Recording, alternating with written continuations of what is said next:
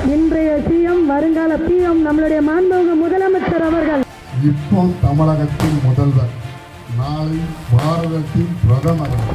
டெல்லிக்கு போனாலும் ஃபோக்கஸ் இருக்கும், நாளைக்கு அந்த டெல்லியே கூட அவர் தான் இருக்கலாம். தமிழ்நாடு முதல்வர் விஜய்தான் அடுத்த பிரதமர் என தாவேக அமைச்சர்கள், சட்டமன்ற உறுப்பினர்கள் மேடைதோறும் கூறி வருவது காங்கிரஸ் கட்சிக்கு சங்கடத்தை ஏற்படுத்தியுள்ளது. தமிழ்நாட்டில் நடந்த சட்டமன்ற தேர்தலில் விஜயின் தமிழக வெற்றிக் கழகம் அதிக இடங்களை கைப்பற்றியது.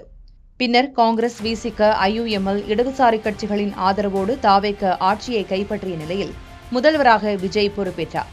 கட்சி தொடங்கி 2.5 ஆண்டுகளிலேயே விஜய் ஆட்சியை பிடித்தது இந்திய அளவில் முக்கியத்துவம் வாய்ந்ததாக மாறியுள்ளது.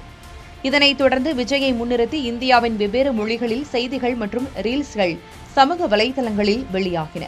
அதோடு தமிழ்நாட்டில் செயல்படுத்தப்படாத திட்டங்களை கூட விஜய் செயல்படுத்துகிறார் என்றும், விஜய் பிரதமரானால் நாடு முன்னேறும் என்றும் வட மாநிலங்களில் தீவிர பிரச்சாரமும் மேற்கொள்ளப்படுகிறது. இச்சூழலில் சட்டமன்றத்தில் பேசிய அமைச்சர் ஆதவ் அர்ஜுனா, எதிர்காலத்தில் தமிழ்நாட்டிலிருந்தும் தென்னிந்தியாவிலிருந்தும் ஒரு பாரத பிரதமர் உருவாக்கப்பட வேண்டும் என்று கூறினார். அவர் முதல்வர் விஜயை குறிப்பிட்டே அப்படி சொன்னதாக பல்வேறு அரசியல் விமர்சகர்களும் கருத்து தெரிவித்தனர்.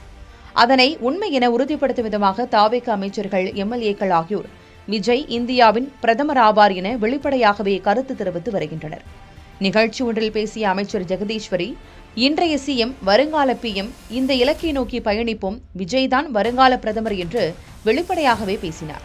இன்றைய சிஎம் வருங்கால பிஎம் நம்மளுடைய மாண்புமிகு முதலமைச்சர் அவர்கள், அதில் எந்த ஒரு மாற்று கருத்தும் கிடையாது. ஒவ்வொரு நொடியும் நம்ம எல்லாரும் சேர்ந்து அதை நோக்கியே பயணிப்போம். அதேபோல மூத்த அரசியல் தலைவரும் அமைச்சருமான செங்கோட்டையனும் தமிழகத்தை மட்டுமல்ல, எதிர்காலத்தில் இந்தியாவையே ஆளும் சக்தி படைத்தவர் நமது தலைவர் விஜய் என குறிப்பிட்டு பேசினார்.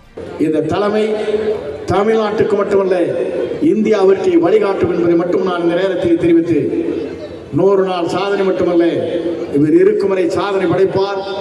மேலும் தற்போதைய தமிழ்நாடு முதல்வர் நாளை அந்த டெல்லி கூட அவருடையதாக இருக்கலாம் என்று அமைச்சர் ஸ்ரீநாத் கூறினார். டெல்லிக்கு போனாலும் ஃபோக்கஸ் இருக்கும், நாளைக்கு அந்த டெல்லியே கூட அவர் தான் இருக்கலாம். இதற்கிடையே புதுச்சேரி தாவேக எம்எல்ஏக்கள் சாய் ஜே சரவணன்குமார், ராமு ஆகியோர் தமிழகத்தில் ஊழலற்ற ஆட்சியை தாவேக தலைவர் விஜய் நடத்தி கொண்டிருக்கிறார், அதனை இந்தியா முழுவதும் விரும்புகின்றனர் என்றும், எனவே வரும் காலத்தில் தமிழக முதல்வர் விஜய் பிரதமராக வருவார் என்று மக்கள் நினைக்கிறார்கள் என்றும் கூறியிருந்தனர்.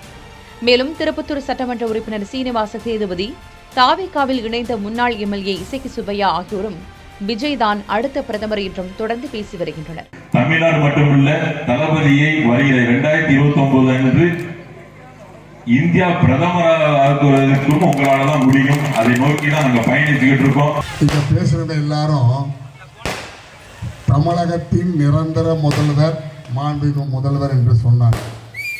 நான் கொஞ்சம் மாறுபடுறேன்.